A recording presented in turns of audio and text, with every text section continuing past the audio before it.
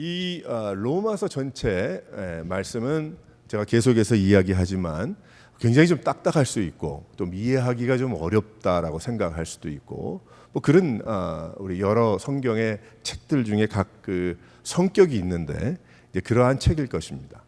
하지만 이 로마서 말씀을 로마서 1장에서 16장까지 말씀을 다 채 걸러 보게 되면 제가 몇 번 이야기했지만 한 단어가 나오는데 은혜라는 단어가 나와요. 마지막에 이런저런 말이 많이 나오지만 하지만 무엇인가 하면 은혜라는 그 결론입니다. 하나님의 은혜죠.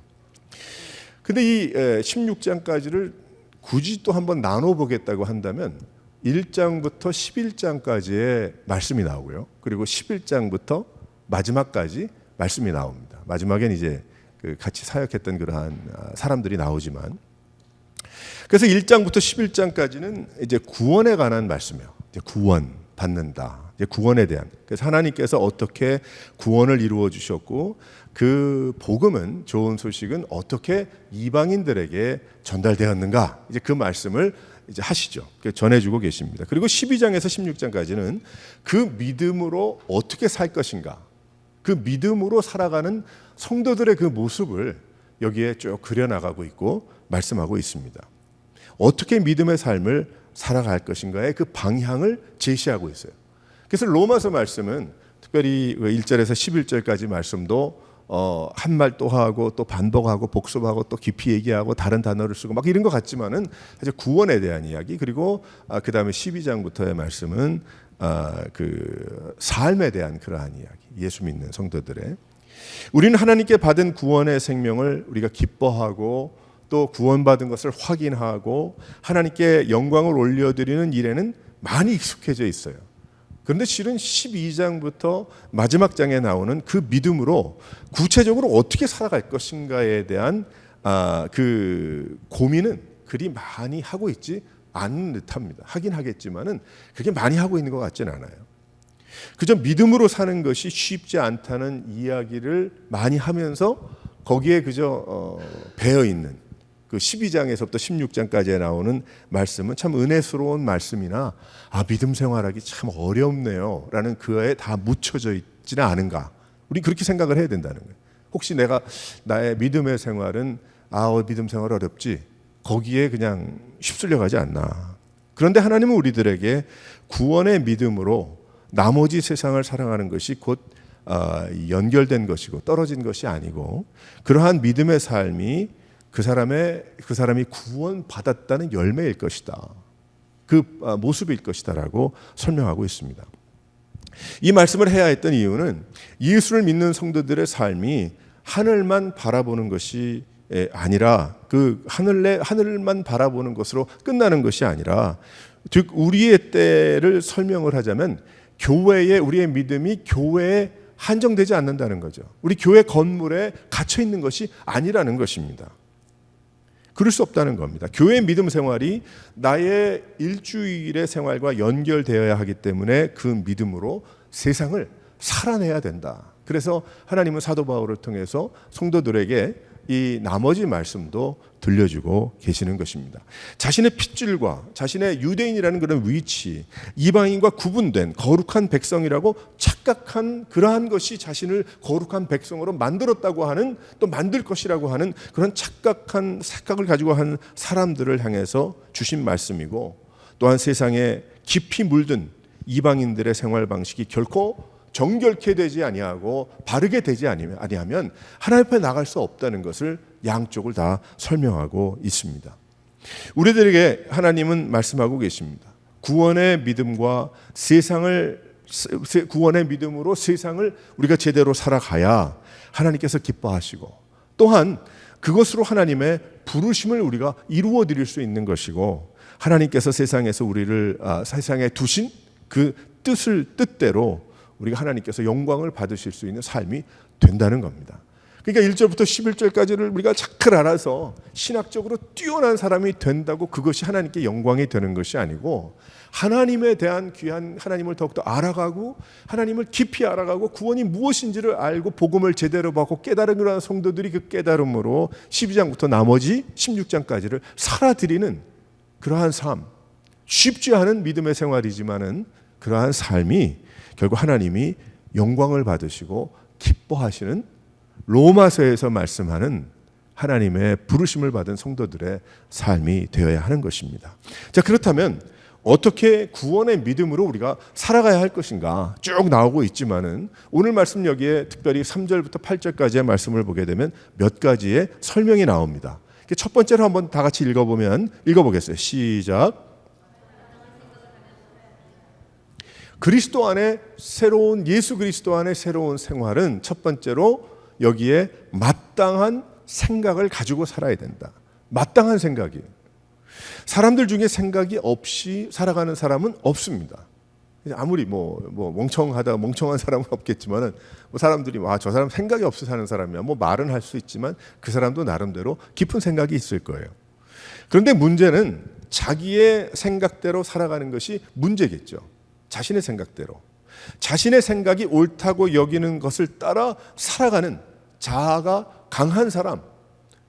그것이 아니라는 겁니다. 아니면 혹은 자신의 생각을 믿음이라는 단어로 잘 포장해서 자신의 뜻을 이루기 원하는 자기 스스로가 하나님이 되기 원하는 그러한 삶. 그건 아니죠.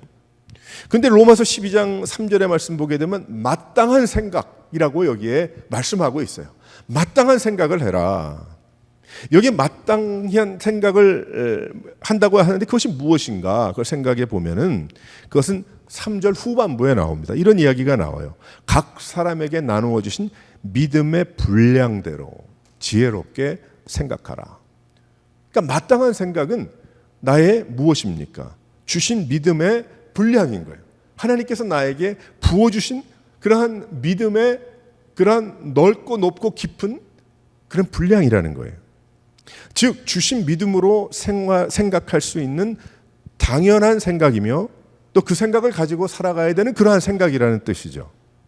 그것이 무엇인가? 그것은 바로 하나님이 주신 은혜라는 거예요. 로마서 전체에서 이야기하는 은혜라는 거예요. 그것이 무엇이냐면 믿음의 분량인 거죠. 하나님께서 나로 하여금 믿음을 갖게끔 나에게 뭔가를 허락해 주셨는데 그것은 내가 종이로 써 있는 이름 누구누구 졸업 그런 졸업장이 아니고 하나님께서 부어주신 글로 설명할 수 없는 은혜라는 거죠. 은혜. 그러니까 그것을 기억하라는, 그것을 마땅히 생각해야 된다는 거예요. 하나님께서 주신 그 은혜를 우리는 마땅히 생각하며 살아가라는 것입니다. 그래서 그 은혜는 나를 예수 그리스도로 구원해 주신 그 은혜, 하나님 앞에 나오게 하신 그러한 은혜, 그 은혜죠. 내가 하나님 앞에 나와 예배하고 기도하고 찬양하고 그 하나님의 은혜가 나의 가슴에 가득해서 그 벅찬 가슴으로 세상을 살아가게 하고 세상을 다 이겨나갈 수 있는 그런 하나님의 은혜인 거예요. 은혜. 그것이 마땅한 생각이라는 거죠. 여기에 그 하나님의 은혜는 내가 손짓해서 온 것도 아니고 지나가다가 온 것도 아니고 그 은혜는 내가 열심히 힘을 다해서 불러온 것도 아니고 그 하나님의 은혜는 내가 쥐어짜서 생겨난 것도 아니고 그 하나님의 은혜는 나를 찾아오신 거예요. 나를 찾아오신 거예요. 어느 한순간에. 그 오신 은혜는 나를 깨닫게 하시고 나를 변화시켜 주셨어요. 그 은혜는 나를 꺾어주셨고 나를 겸손하게 해주셨어요. 그래서 마땅히 생각할 그것은 무엇인가 하면 하나님의 은혜라는 거예요. 그것이 믿음의 분량이라는 것이고 하나님이 부어주신 각 사람에게 나누어 주신 우리 컵으로 당신은 한 컵, 저 사람은 두 컵, 나는 반 컵 그런 분량을 이야기하는 것이 아니고 각자에게 허락하신 풍성한 하나님의 그 은혜 그것을 생각해야 된다. 그것이 마땅한 것이다. 그래서 우리는 하나님께서 나를 향하여 원하시는 것을 행하여 드리는 것이 무엇입니까? 그것이 나의 믿음의 삶이 되어야 하는 것입니다. 마땅히 생각해야 할 것은 바로 뭐라고 그랬어요? 하나님의 은혜라고 그랬죠. 마땅히 생각해야 됩니다. 나의 삶 가운데 하나님의 생각을 하고 살아야 됩니다. 하나님께서 말씀해 주신 그 말씀을 내가 생각하고 기억하면서 살아가야 하는 거예요. 그것이 바로 예수 믿는 자들의 그런 인생이 되는 것입니다. 그래서 그렇기 때문에 우리가 뭐 여러 가지 예를 들어서 설명할 수 있지만 특별히 열심히 예배 드리고 우리가 살아가게 하는 우리 성도들에게 뭐 이런 얘기들이 있죠. 한 가지 예를 든다면 뭐 완전히 반대편의 예는 아니지만은 찬양하는 거 우리가 깊이 생각해 봐야 돼요. 찬양하는 것. 왜 그럴까요? 우리가 조심해야 되는 게 찬양을 하면 너무 곡이 좋아. 그리고 가사도 너무 괜찮아. 그러니까 내가 귀에 그게 그런 게 있잖아요. 그러니까 뭐 샤워할 때도 뭐 일을 할 때도 나도 모르게 콧노래가 나온단 말이에요. 근데 나보다 콧노래가 나오는데 뭐 여러 가지 뭐 내가 어렸을 때 배운 노래도 나오고 가곡도 나오고 동요도 나오고 다 나올 수가 있지만은 내가 어디 은혜를 받았어. 그러면은 그 찬양이 기억이 나요. 자, 그래서 가사도 기억나고 막 좋아. 그래서 내가 그 찬양을 하게 되잖아요. 뭐 찬양이란 이름 하에 너무도 많은 그러한 것이 많이 있는데 근데 실은 조심해야 됩니다. 왜 조심해야 되는가? 찬양은 곡조와 함께 우리의 마음에 깊이 남아있기 때문에 그랬더니 그 찬양이 주고 있는 메시지가 무엇이냐가 굉장히 중요한 거예요. 실은. 그래서 우리가 생각할 때는 뭐 다 그런 고맙죠. 우리 찬송가가 새롭게 되기 이전에 그 찬송가가 뭐 400 몇 장, 뭐 이렇게 500 몇 장, 지금 600장 뭐 이렇게 넘어가 새로 개편이 됐지만은 하지만 그러한 찬송가가 다 우리는 받아들였잖아요. 다 받아들였는데 실은 그러한 눈으로 조심 있게 우리가 이전에 우리가 성경에 붙어 있는 찬송가도 잘 들여다보면요. 고칠 게 많습니다. 내가 고칠 건 아니지만은 그 찬송가에 있을 필요가 없는 것 참 많이 있습니다. 찬송가. 왜 그러냐면 그것이 주고 있는 그것이 어떤 경우에는 하나님을 바라보게 하는 그러한 목표가 아니고 내가 그저 나 위주의 내 위로 위주의 내 감정 위주의 어떤 치유 위주의 그것이 될 수 있기 때문에 그래요. 그래서 찬송가에 있는 것이라고 우리가 정말 냉철한 눈으로 본다면은 정말 그 뜻을 많은 사람이 뭐 해서 그렇게 결정을 했겠지만은 우리가 올바른 마음으로 받아들여서 찬양하면 문제는 없으나 실은 들여다본다고 한다면은 그렇지 않은 게 참 많이 있거든요. 예전에 그 세대 100년, 150년 전에 유행가가 너무 좋았는데 유행가를 따다가 가사를 붙여서 찬송가를 만든 것도 있고요. 뭐 여러 가지 많죠. 찬양도 마찬가지예요. 우리가 얘기하는 70년대, 80년대 뭐 복음성가, 뭐 지금은 praise, 뭐 여러 가지 많이 있잖아요. 지금도 하고 있는 여러 가지.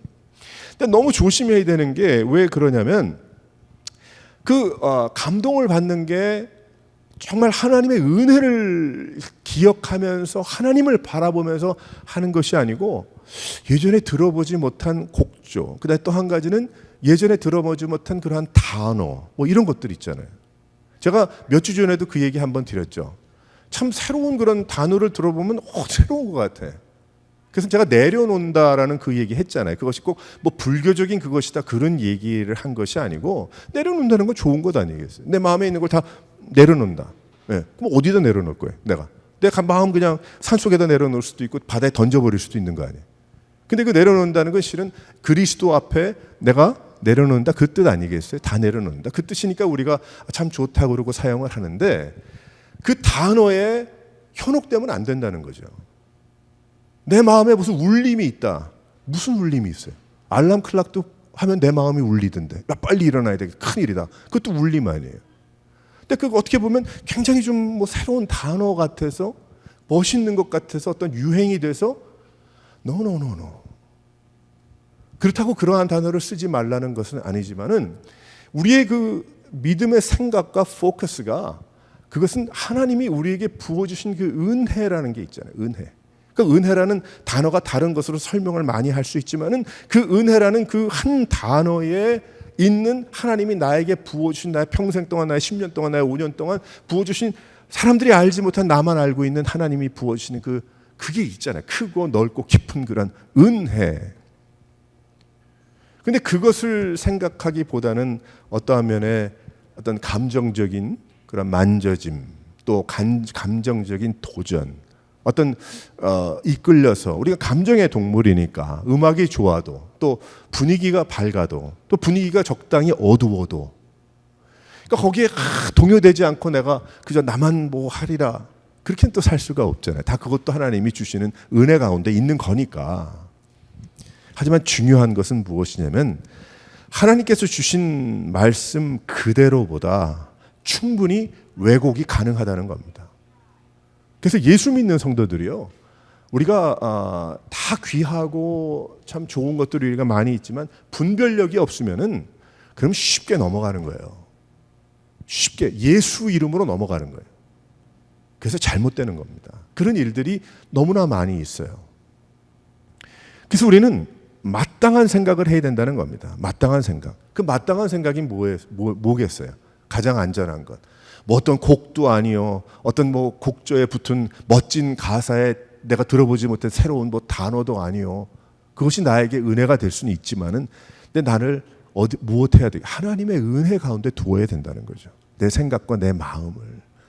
그래서 구원의 믿음으로 11장까지 와, 예수 그리스도로 내가 이렇게 여기까지 왔구나. 그러면 12장부터 내가 어떻게 살아야 될까? 그러면 나는 무엇을 바라봐야 돼? 하나님의 은혜를 기억해야 되는 거예요. 근데 그 하나님의 은혜는 겸손히 쫓아가요. 왜냐하면 내가 만든 게 아니니까. 내가 막 뭐 어떻게 해서 만들어내고 내가 그게 아니니까. 하나님이 이제 부어주시는, 하나님이 내려주시는, 하나님이 함께 하시는 이제 그러한 것이기 때문에 사랑하는 성도 여러분, 마땅한 생각을 하며 살아갈 수 있기를 바랍니다. 어떻게 하든지 내가 많은 것이 들리고 많은 것을 내가 들을 수밖에 없는 세상에 살지만 나는 늘 하나님이 말씀하시는 것, 또 그것을 통해서 내가 그 생각, 주님 생각, 다른 생각 하더라도 다시 주님 앞에 돌아와서 하나님을 바라보고 나갈 수 있는, 그래서 하나님을 떠나지 아니하고 주님의 은혜를 사모하며 나갈 수 있는 여러 성도들 되시기를 주님의 이름으로 축원합니다. 두 번째로 여기에 어떠한 마음으로 살아가야 합니까? 다 같이 한번 읽어보겠어요. 시작. 그 이상의 생각을 갖지 말라는 거예요. 이게 3절 말씀에 나옵니다. 또 그 이상의 생각은 무엇인가? 그것은 하나님을 추월하는 생각이에요. 하나님의 뜻이고 하나님의 말씀이라는 포장된 나의 원함, 그리고 나의 욕심이 될 수가 있습니다. 아주 우리 잘 포장할 수 있어요. 내가 예수 믿고 나의 똑똑함, 나의 열심, 나의 부지런함이 큰 도움이 될 수 있죠. 잘 사용하면, 하나님이 그렇게 사용하라고 똑똑함을 우리에게 다 주셨거든요. 잘 사용하면 하나님께 영광이 될 수 있지만, 그것이 겸손과 하나님의 높으심을 생각함과 동일하지 않은 방향이라고 한다면, 그러면 그것은 그 이상의 생각이 되는 거예요. 뭐 예수라고 문패만 달고 있다고 다 믿음이 아니라는 거예요. 하나님의 생각과 다른 생활을 할 수도 있게 됩니다. 모든 것이 가하나 그래서 주를 위해 하지 않는 자원하는 믿음도 그렇기 때문에 있는 거예요. 그래서 예수를 믿고 예수 이름으로도 충분히 무당이 될 수가 있더라고요. 보면은 많이 있어요. 기도도 열심히 할 수 있죠. 기도도 꼭 열심히 할 수 있지만 꼭 어느 비즈니스 가서 7번 기도하면서 돌아야 축복을 받습니까? 여리고성은 그래서 무너졌지만 하나님께서 우리 그렇게 기도하라 그랬나요? 그렇게 기도할 수도 있어요. 어때? 걸어다니면서 할 수 있죠. 이 주위에 있는 어둠의 세력은 물러가라. 왜 선포 못해요? 선포할 수 있어요. 예수 이름으로. 잘못됐어요? 잘못된 거 없어요. 그런데 그것이 마치 자기 스스로의 어떤 만족과 자신의 위치와 다른 사람 가게 주인된 그 성도가 볼 땐 뿅 가는 거죠. 와, 저 권사가 우리 집에 와가지고 7번을 돌면서 우리 가게를 축복하고 기도하더라. 그럼 머리 들이미는 거예요. 그 다음은 안수해달라고. 그래서 잘못되는 거예요. 그래서 여기에 설명하기를 그 이상의 생각하지 마라. 그 이상의 생각하지 마라. 교회 이름이라고 전부 옳은 것도 아니고 성경 공부라고 전부 온전한 것도 아니고 아닐 수도 있고요. 그리고 그래서 우리는 늘 하나님께 물어가는 삶을 살아가야 됩니다. 우리는 늘 하나님께 물어가고 하나님께 질문하고 하나님께 또 확인하고 하는 그런 삶을 살아가야 되는 거예요. 근데 그러한 믿음의 삶은 하나님 앞에서의 겸손이 없이는 할 수 없는 거죠. 우리는 겸손할 수조차도 없는 인생이에요, 실은. 하지만 하나님 앞에서 내 타고난 뭐 잘못된 그런 성품도 있겠죠. 고치지 못할 뭐 다 레퍼토리가 있겠죠. 사연들이 있겠지. 근데 적어도 하나님 앞에서는 내가 하나님 앞에 물어가야 된다는 거예요. 자칫 그렇지 않으면 예수 이름으로도 무당이 될 수 있기 때문에 예수 이름으로도 점을 치고요. 여러 가지 할 수 있어요. 그게 정말 조심해야 됩니다. 참 웃긴 일 많이 있어요. 사람이 그렇게 만들어 나가는 거예요. 사람이 어떻게 만들어 나가냐면 뭐 어떤 뭐 이렇게 만남이 있잖아요. 만남이 있는데 뭐 어떤 사람이 좀 믿음이 좋은 것 같아. 뭐 믿음이 좋고 나쁜 거 하나님만 아시지. 근데 내가 하나님께서 나에게 이러한 것을 보여주셨다. 함부로 말할 수 없죠. 뭐 다 보고 살잖아요, 우리는. 하나님 다 보여주시죠. 우리가 세상을 살아가면서 나에게 일터를 보여주신 것도 하나님이니까 거기 일터를 잡고 일을 하는 거예요. 우리가 다 동떨어지게 생각들을 하니까 우리의 일상생활을 하나님이 함께 하시고 인도하심을 우리가 깊이 생각하지 않기 때문에 자꾸 그렇게 만들어 나가고. 그러니까 이 사람이 사람들에게 그런 대접을 받고 저 사람은 좀 틀리고 신령한 뭐 같다. 그 얘기가 괜찮지. 난 아니에요. 그러긴 그렇고. 그러니까 자꾸 포장하게 되잖아요. 더 포장하게 되고 진화하게 되지 그것이. 그 사람도 망하고 다른 사람도 망하는 거예요. 다 망하는 거예요. 그러면 근데 그런 일들이 있다는 거죠. 그래서 우리는 그 이상의 생각을 품지 말고 하나님께 다 물어가는 삶. 교회 나와서 예배드리고 하나님 앞에 깨닫고 저는 뭐 목사니까 뭐가 달라요? 저도 하나님 앞에 물어가는 삶을 살아야 되고 하나님이 이 목회 어떻게 할까요? 어떤 말씀을 전할까요? 여러분은 여러분 나름대로 이런 말씀을 듣고 돌아가서 집에서 기도하면서 주여 어떻게 이 비즈니스를 인도하고 나의 가정을 붙들고 하나님 어떻게 결정하면서 내가 살아가겠습니까? 물어야죠. 하나님께 명령하지 말고 왜 하나님께 명령을 해요? 하나님께 물어가야죠. 특별히 믿음으로 살아가는 사람들은 하나님을 추월해가는 열심도 아니고 하나님의 생각을 넘어서는 나의 생각도 되면 안 되는 겁니다. 아주 똑똑한 브라이트한 아이디어도 아닌 거예요. 내 생각에 느리고 답답함이 있어도 우리는 그 뜻대로 하나님 앞에 기도하고 하나님의 뜻이 이루어지기를 우리는 원하며 살아야 하는 것입니다. 어떨 때는 하나님 너무 침묵하시고 너무 답답해. 왜 하나님 그냥 가만 계십니까? 우리 기도할 수 있죠. 하나님 앞에 물어볼 수 있죠. 근데 그것은 겸손한 마음에 실은 물어보는 거예요. 내가 하나님 앞에. 그리고 내가 와서 막 하나님 미워, 막 싫어, 나는 안 해, 뭐 그러겠어요? 그건 아니잖아요. 그런 기도하면서도 마음속에 하나님 뜻이 이루어지기 원합니다. 왜 이렇게 느린지 모르겠습니다. 내가 어떻게 참을 수 있을지 모르겠습니다. 하지만 하나님의 뜻이 이루어지기를 원합니다. 하나님 역사하시기를 바랍니다. 하게 하시면 아니고 하는 것이고 순종하고 아니면 주여 내가 아니겠습니다. 나도 거기도 순종하겠습니다. 예수를 믿는 성도들은 예수 그리스도의 은혜, 아버지의 은혜, 성령 하나님의 은혜를 타고 다녀야 되는 거예요. 다른 거 타고 다니지 말고 성령의 파도를 타고 다녀야 되는 거예요. 내가 만들고 다니는 파도를 타고 다니는 것이 아니라 그러고 생각해 보면 세상 살면서 생기는 죽을 생각도 하잖아요. 죽을 생각도 그 이상의 생각인 거예요. 내가 전부 포기하고 싶다. 사는 게 이민 생활이 그것도 하나님 앞에 정말 기도해 봤는가? 그것도 그 이상의 생각이 될 수가 있는 거예요.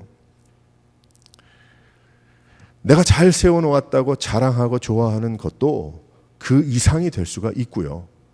또 나의 간증이라는 또 제목으로 나누고 다녀도 사람들에게 박수를 받는 것도 어떤 때에는 그 이상이 될 수도 있더라고요. 제가 가만히 제 스스로를 돌아보니까 저는 저 얘기를 많이 했는데 그것도 지나고 나니까 그 이상의 생각이 될 수도 있었겠다.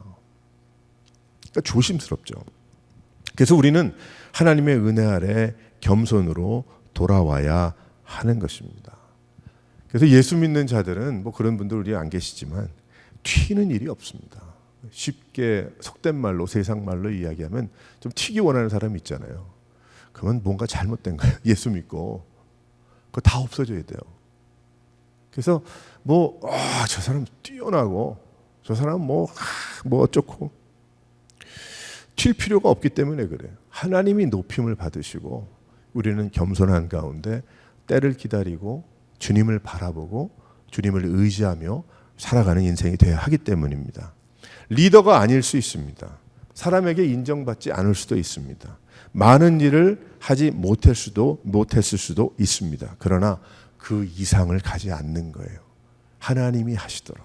내가 하나님의 은혜 아래 내가 내 스스로를 가두고 하나님의 은혜를 쫓아 살아가면서 내가 어떨 때는 그냥 화가 나고 말이죠. 왜 이거 좀 하지만 그 마음속의 중심은 하나님의 은혜 아래 그 이상을 가지 않는, 결국은 하나님 앞에 물어보는, 하나님 앞에 나오는 그러한 인생들. 그 인생은 틀림없는 거죠. 하나님께서 고쳐주시고 새롭게 하시고 능력을 주시고 은혜를 주시고 새롭게 하시고 하나님 만들어 사용하실 줄 믿습니다. 그래서 우리가 주님 앞에 그 이상의 생각을 갖지 말아야 된다. 우리가 구원의 믿음을 가지고 생활할 때에 사랑하는 성도 여러분, 오직 주님의 생각이 여러분의 마음과 생각을 지배하고 인도하시도록 성령 하나님께 마음과 중심을 다 내어드리는 여러분 되시기를 주님의 이름으로 축원합니다. 세 번째로 어떻게 살라고 합니까? 다 같이 한번 읽어보겠습니다. 시작.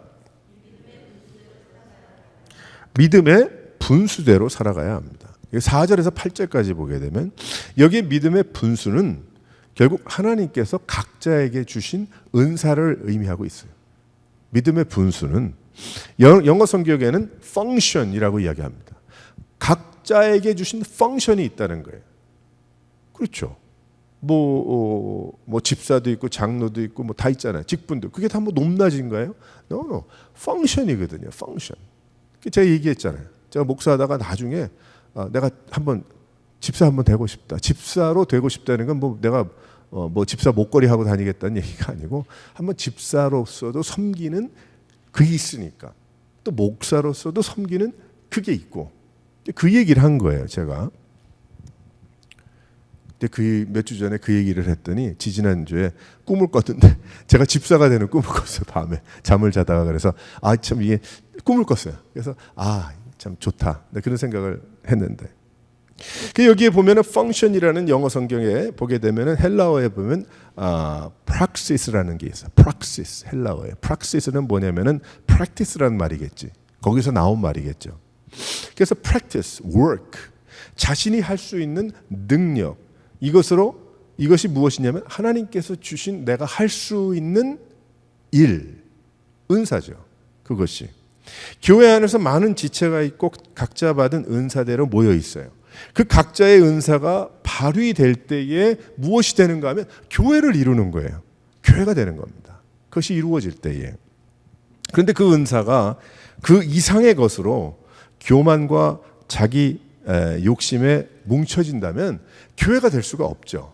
그 교회가 될 수가 없죠. 자기는 섬김을 받고 자기는 지휘봉을 잡아야 되는 그것이 되는 거예요. 그것이 아닙니다. 그럴 수가 없죠.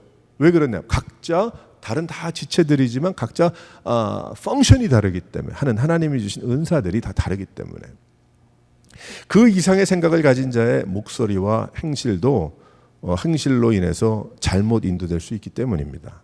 각 지체가 하나님의 은혜를 기억하고 각 지체가 겸손함으로 자신의 받은 은사를 들고 나올 때 여러분들이 각자가 받은 은사들이 있잖아요. 우리가 다 각자가 받은 은사를 다 한 그릇에 들고 주님의 교회에 나와서 합쳐질 때에 어떻게 됩니까? 교회를 이룬다는 거예요. 그래야 된다는 거죠. 그래서 그 하나님께서 세우신 교회는 그래서 아름답고 든든한 곳이 되는 겁니다. 늘 와서 교회 와서 붕대 감고 가야 되는 그것도 한두 번이고 붕대도 감아줘야 되지만 늘 그냥 올 때마다 붕대를 감아줘야 되고 커피를 떠마셔줘야 되고 먹을 것을 입에 줘야 되는 사람이라면 생각해 봐야 됩니다. 언제까지 그럴 것인지. 그렇죠. 그러니까 우리가 늘 내 받은 하나님이 주신 은사가 무엇인가, 구원을 베풀어 주시고 구원을 베풀어 주실 때는 나에게 늘 그 선물로 허락하시는 은사가 무엇인지 그것을 가지고 사용받아야 될 텐데 겸손한 마음으로 들고 나와라. 그래서 여기 말씀을 이런 얘기를 합니다. 믿음의 분수는 각자 받은 은사인데 몇 가지만 나오죠. 여기에 대해서 은사에 대해서 깊이 얘기한 건 아니에요. 하지만 그 각자가 받은 은사를 이것저것 몇 가지만 이야기하면서 그거 다 각자가 그렇게 사용해야 됩니다. 그 얘기를 아무려서 이야기하지만 조금 설명을 한다고 한다면 먼저는 예언의 은사라고 이야기하죠. 이 하나님께서 특별하게 주신 계시로 주신 예언의 은사라는 거예요. 그 예언의 은사는 뭐예요? 하나님께서 말씀해 주신 거네. 그러니까 결국 나 어제 자다가 구름이 이쪽에 갔다 저쪽에 가는 거 봤습니다. 무슨 뜻인지 모르겠지만 그냥 제가 얘기하는 거지만 하지만 설명 그냥 예를 들어 하는 거지만 그것이 하나님의 메시지도 될 수가 있는 거예요. 우린 모르죠. 그것이 아니다. 넌 귀신을 봤다. 그렇게 할 수 없는 거예요. 그러니까 그저 듣고 말하는 사람도 조심스러워야 되는 것이고 정말 그런 확신이 있는지 그리고 듣는 사람도 그렇습니까? 만약에 듣는 사람이 시험을 받을 것 같고 아닌 것 같으면 말을 해서도 안 되죠. 그걸 어떻게 다 얘기하겠어요? 제가 하나님께서 주신 놀라운 그 은혜와 꿈으로 주시고 만나 주시고 손을 내어 보여주셨다 그런 거를 설명하면 여러분이 이해 못할 거예요.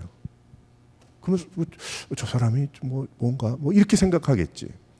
근데 그러한 상황이 되고 설명이 되고 이해가 되고 깨달음이 돼서 하나님이 인도하시면 얘기할 수 있거든요. 그러니까 예를 들어 예언의 은사도 굉장히 특별히 주신 은사지만은 겸손해야 된다. 그런데 문제는 거짓 예언자들이 많아서 그래요. 그리고 거짓이기 때문에 혹은 확실하지 않은 것을 포장해다가 이야기하기 때문에 우린 그걸 몰라요.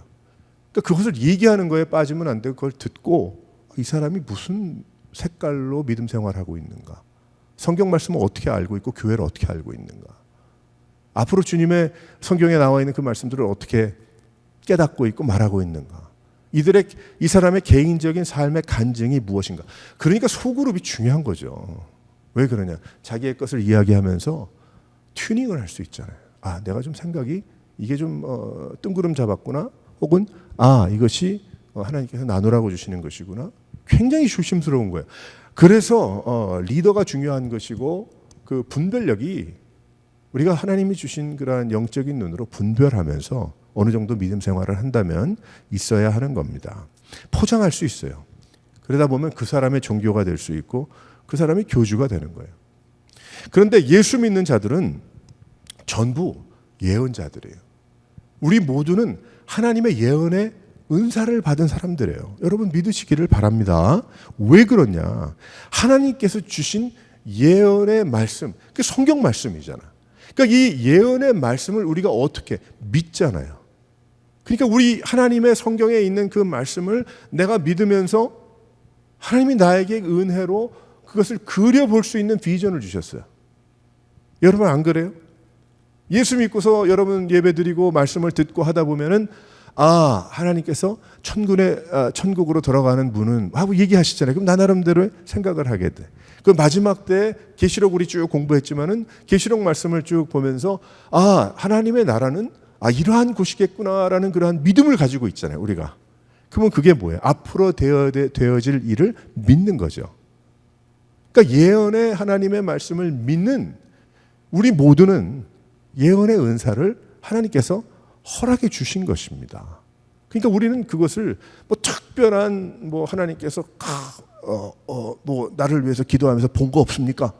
이런 거 말고 예수 무당이 많다니까 자칫 잘못하면 그게 아니고 하나님께서 우리에게 주신 말씀들이 있으니까 그 말씀을 통해서 과거와 현재와 미래에 앞으로 일어날 모든 역사들을 주님 말씀해 주신 거예요. 다 종합하면서 내가 그것을 하나님의 지혜로 그려볼 수 있는 하나님의 비전을 주셨어요. 비전이 뭐예요? 교회 비전이 뭐예요? 우리가 10,000명, 50,000명 해가지고 이런 조직을 만들어 그것도 하나의 더 멀리 갈 수 있는 뜻이 될 수 있고 미션이 될 수가 있지만은 하지만 그 정도가 아니고 우리에게는 하나님의 말씀으로 주신 그것이 있다. 그래서 우리에게는 그러한 하나님이 말씀해 주시고 보여주신 것들이 있다. 특별한 계시도 있겠지만은 겸손으로 해야 된다. 또 여기 왜 그래요? 그 이상의 생각을 가지면 안 되니까 하나님이 주신 은혜의 그 분량, 믿음의 분량인 은혜를 쫓아서 그 은혜에는 그 안에 은사가 있는데 그것을 겸손한 마음으로 가지고 다녀야 된다는 것입니다. 섬기는 일이면 진짜 섬겨라. 그러니까 그런 거죠. 하나님께서 은사를 주셨어요. 섬기는, 나는 잘 섬깁니다. 난 다른 건 할 줄 모릅니다. 근데 섬기는 은사가 있으면 손해 보면서 섬겨라. 근데 나중에 보니까 손해 보는 게 아니에요. 하나님께서 더 채워주시고 힘을 더 주세요. 가르치는 일이면 잘 가르치라. 자기 사람으로 만들지 말고. 그래서 모두 선생이 되지 말라. 그렇게 얘기하잖아요. 되려고 하지 마라. 근데 하나님이 은사를 주셨어요. 잘했어요. 잘 주셨어요. 내 사람 다른 종교 만들지 말라. 너무 쉽게 빠질 수 있는 함정입니다. 그래서 잘 가르쳐야 된다는 거예요. 위로하는 일이 있으면 진짜 위로해라. 그냥 내가 그냥 이래라 저래라 하지 말고 진짜 위로해. 진짜 위로가 무엇인가. 그게 정말 위로의 은사가 있는 분들 많이 못 봤어요. 많이 못 봤어요. 실은 뭐 위로의 은사가 있는 분들 먹을 거 해다도 주고 뭐 필요한 것을 채워주고 옷도 입혀주고 그것도 하나의 위로가 될 수 있겠지만은 그건 뭐 more like 긍휼에 가깝고 mercy, 긍휼에 가깝고 위로의 은사는 뭐 말이 많이 필요한 것도 아니고 많은 지식이 필요한 것도 아니고 내가 어떻게 가십시오라고 딱딱딱 정해주는 것도 필요한 그런 것도 아니고 위로의 은사는 뭐라 그럴까 그 사람의 있는 그 자체가 평안이 되고 안정이 되고 좀 그런 거죠. 사랑이 되고 하는 그런 분들이 계세요. 기도도 하고 주님 사랑하고 그 성품 자체도 그렇고 하나님이 주시는 은사가 그래서 어려움을 당하고 뭐 그런 사람에게 가서 뭐 다른 큰 도움 뭐 1, 2, 3, 4를 할 수 있는 도움은 안 될지 모르지만 커피 한 잔을 하더라도 내가 그저 한마디를 하더라도 다른 이야기를 하더라도 그 마음에 평안이 되고 하나님을 바라볼 수 있게 도울 수 있는 어떤 그러한 나누어줌 뭐 그런 거죠. 근데 많이 보지는 못했어요. 있긴 있지만. 근데 중요한 건 많이들 하나님이 그런 은사를 주셨을 텐데 발휘하지를 못해요. 너무 잘난 사람들이 많아가지고 그런 것 같아요. 쉽게 얘기를 하면. 하지만 우리는 교회를 이루면서 하나님이 각자 나중에 한번 은사에 대해서 이야기할 기회가 있으면 제가 좀 더 자세하게 또 이야기 한번 할 텐데 그래서 여기에 위로는 진짜 위로해라. 구제하는 일이면 성실함을 해라. 잠깐 하지 말고 한 번 하고 우리 저기 막 거짓사야겠다 그러지 말고 어떤 면에 구제하라. 그런 사람을 찾아라. 섬겨라. 다스리는 일이면 부지런함으로 교회에 뭐 다스리는 일이 뭐 꼭 뭐 목사 뭐만 있겠습니까? 뭐 아니면 뭐 장로님 목사도 엘더거든요 영어로는. 근데 티칭하는 엘더고 또 교회 장로님들은 ruling elder라고 그래요. 통치하는 이게 governing 하는 elder라고 그러죠. 우리 장로 교회는 그래요. 그런데 여기에 다스리는 일이라면 부지런히 해라. 누구보다 앞장서라는 얘기죠. 긍휼을 베푼다면 더욱 기쁨으로 해라. 그 기쁨 내어주고 나누어주고 더 기뻐해라. 기쁜 그런 하나님의 은사인 거예요. 제가 알고 있는 권사님은 90몇 세에 돌아가셨는데 끝까지 운전할 수 있는 데까지 자식들한테 욕을 얻어먹어도 동네에 있는 사람 뭐 있으면 다 갖다 줘요. 미국에서 그런 권사님이 계세요. 훌륭한 분이에요. 훌륭한. 자식들은 너무 싫어했어요. 갖다 주는 게 싫은 것이 아니고 그 너무 위험하니까 운전하고 다니면 라이드 필요하다면 라이드 해주시고 키도 작은데 그런 권사님이 계셨어요. 근데 그 자식들도 그렇게 또 살더라고. 또 어려운 사람들 돕고 그러니까 다 그 하나님의 은혜죠. 근데 긍휼을 베풀어 더 기쁨으로 해라. 그래서 실은 갈 곳이 없어서 뭐 봉사부에 집어넣는 게 아닙니다.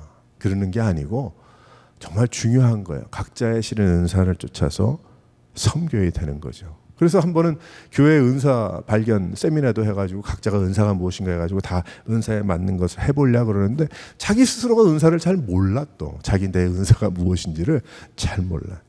그래서 어느 권사님이 저보고 그랬어요.